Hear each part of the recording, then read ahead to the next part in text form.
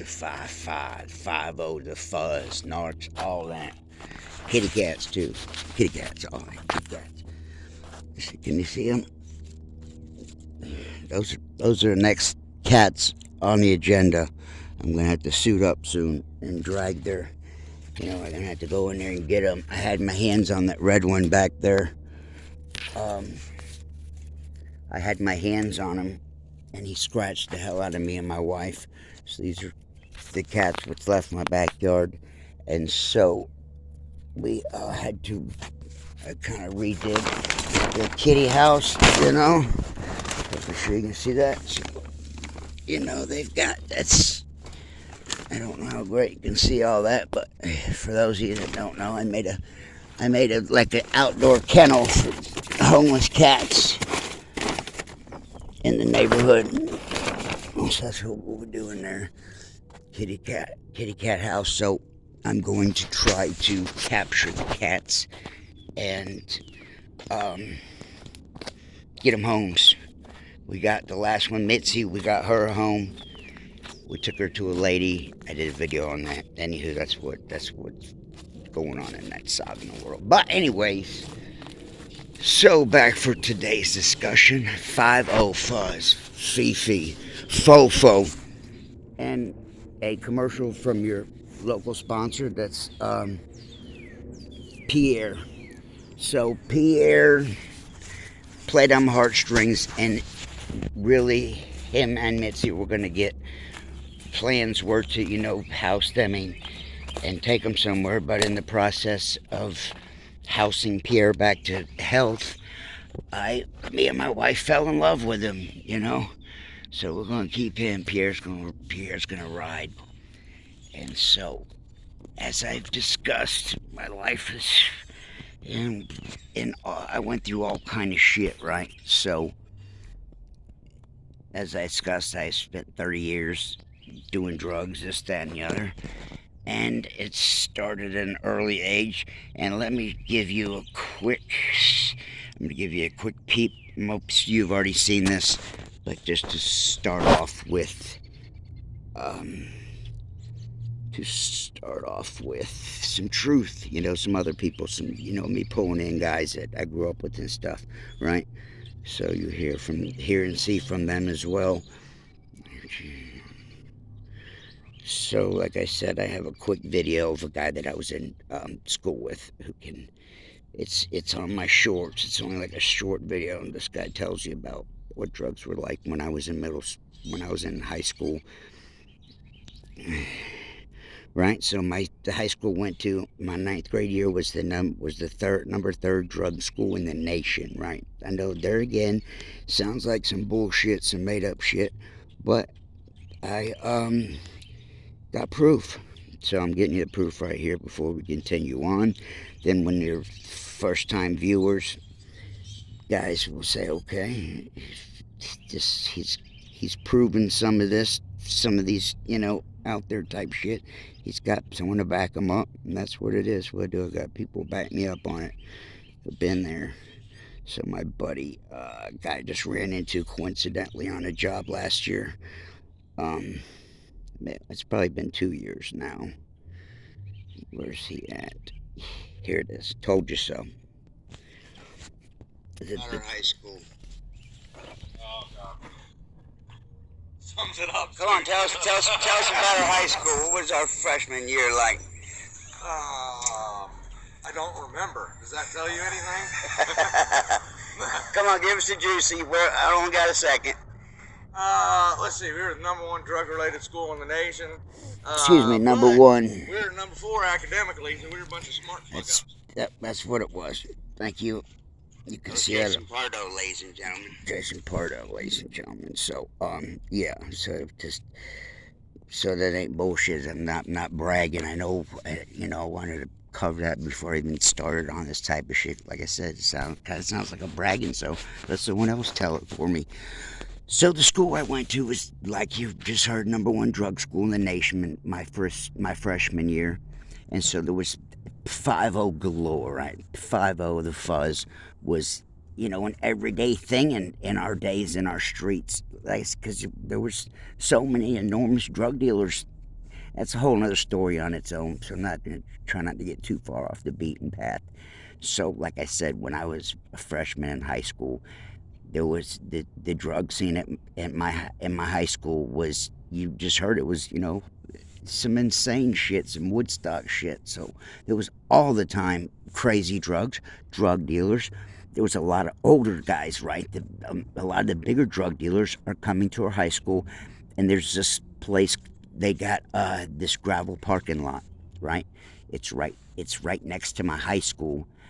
It's not now. They put a fence up there, etc. Right now, or a few years, many years back, they fenced it off where this couldn't go on. But my freshman and I believe sophomore year, and pretty much all through high school, wasn't until later years that they blocked the area off.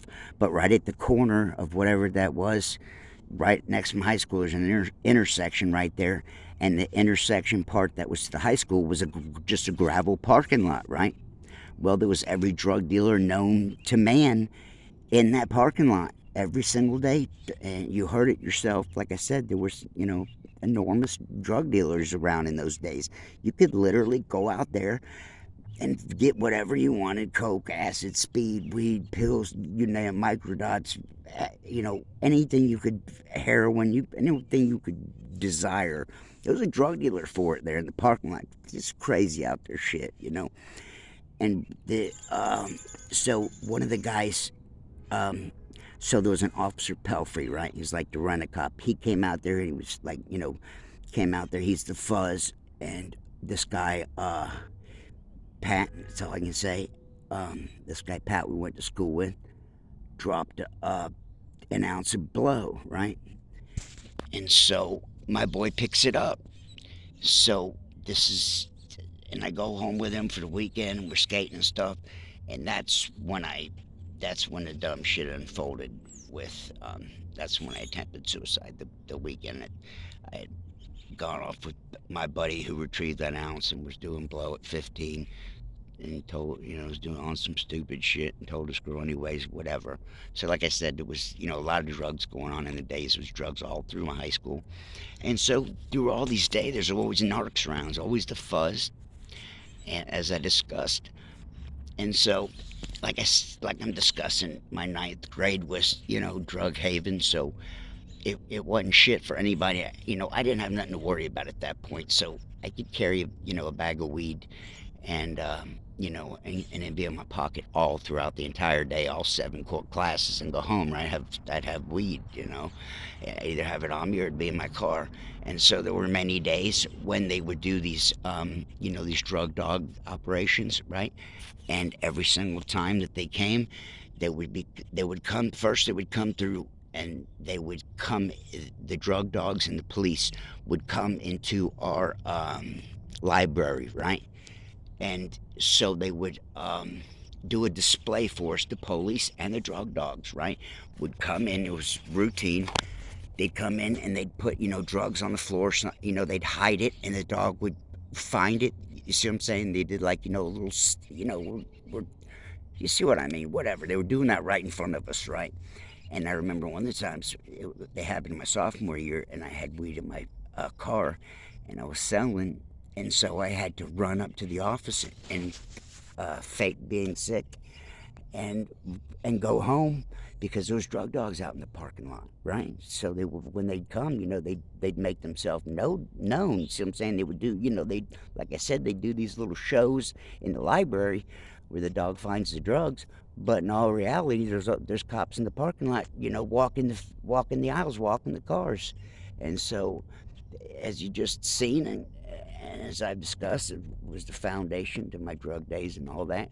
So, like I said, there was many a times I have to fake being sick, literally run up to the office, and tell them I had to go call my mom and say I was sick, at car work, and I'd leave. Every single time, like clockwork. As soon as I see him, that was it. I was off. I had, would have something on me in all times.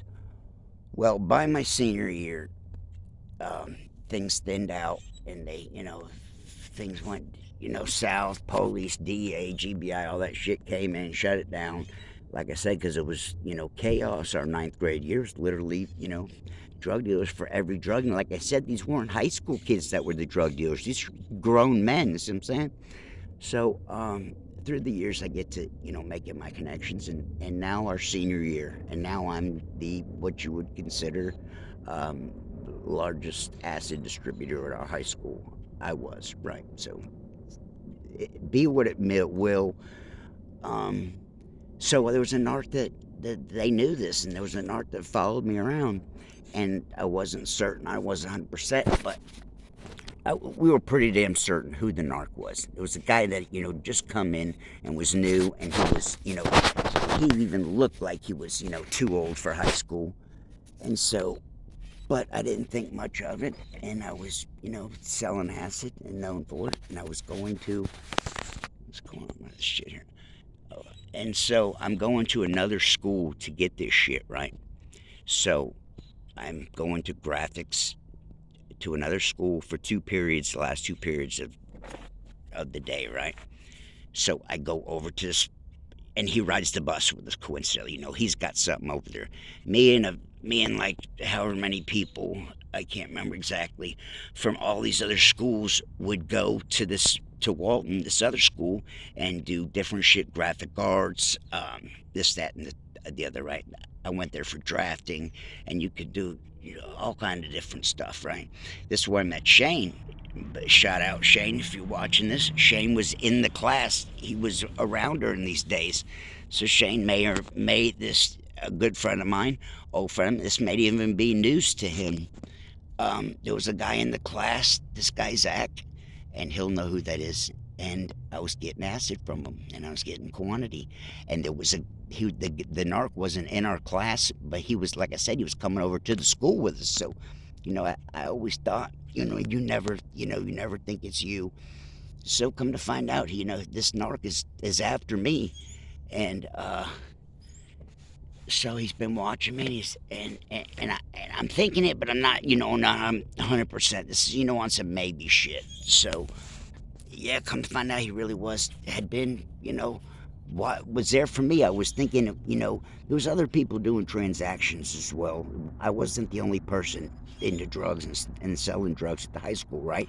So I wrote it off as, it can't be me.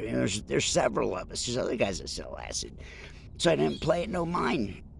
Well, that's where I went wrong and caught me slipping. And so the last week before and this is not news to those that have seen enough of my videos. So I get caught. So I'm going to this other school. I'm getting acid, and I'm bringing it back, and I'm selling it to the guys in my school, and I'm being watched. And I'm not 100% on it. But now for sure, now it's a guarantee. So I come back this one time from going over there, and like I said, shout out Shane. Shane, you were in that class, you were in those days, but me and Shane didn't go. Our boys that hung out and worked together, but Shane didn't go to my school. He went to Sprayberry. I went to Lassiter, so this could be news to a lot of people. So when I come back from the school, the Cobb County Police is there, right? Okay, and now they've gone, and they're and honest to God, they're again. Some of it's gonna sound like bullshit. It's honest to God truth. So I've done sold my buddy John this acid, and we've got this principal, Dr. Bledsoe. Well, hundreds of people can to attest to this. Dr. Bledsoe had one fake glass eye. My buddy who I'd sold to, John, got pulled out. We both got pulled out of class. He walked on the side. He said he walked on the side of Bledsoe's bad eye and threw the acid behind the Coke machines on the way up to the office. The principal's office. So me and him both get there, and we walk in, and we meet eyes, and we're both freaked, panicked. I had walked by him and slung it in his locker, right? I just walked by like I was going to give him daps and threw it in his locker, right? So little did I know this narc had seen that. So like I said, he would have had to have been, his eye on me at all times to have caught that, right? So they pull us both out of, and we walk up to the office, and there's police officers, and they say blah blah blah blah blah. Me and John both don't fold. They tell us, we're gonna get strip searched, but now they've already called our parents, and our parents are on their way to the school, right? So, I'm 17, so I'm still underage. You can't do that. You can't frisk me without my parents, my legal guardians here. So they get my parents up there, and they get John's parents up there, and they search us. The police do, right? Tear us limb from limb. You know how small a piece of acid is, right? They went through everything. Uh, Checked us head to toe, didn't find it. So they knew, but they didn't know, and they couldn't prove it. So they suspended me the last week of high school. The last week of high school, I was due. They suspended me and said that they had had enough of me, and that good luck to you, Mr. Rusikoff. They suspended me the very last week of high school, but let me graduate. So as a negative turned into a positive. Another one of these things were probably sent the wrong message. But yeah, like I said, I had police watching me. Like I said, there was a narc that's following me around. Crazy shit. So that started in high school. So that's one of many. Um, so good shit and bad shit's coming happening to me, ADD fam. So this Danny Dirtbag sent me a video, right, on Instagram. Sent me a video like kind of like a truce, right? And what do you think ADD Mike had to say? I said fighting and all that online, is one thing. The dirtbag shit you pull with my mom, that's another. That's it. It's a wrap. It'll never be. So sorry, and blocked him right after that. So no more getting a hold of me. So all you can do is make gay videos. And look at Cray. Look what just a dork. He does a video here of Ryan Leone. He's gonna get 200 views, and it just tells you cheeseball shit. So I just thought that was kind of funny. Put that one out there on top of it for those of you that know what I'm talking about and are in the know. So keep it ADD. There was another thing or two I had to mention, but I'm something or other. You feel me? Stay ADD.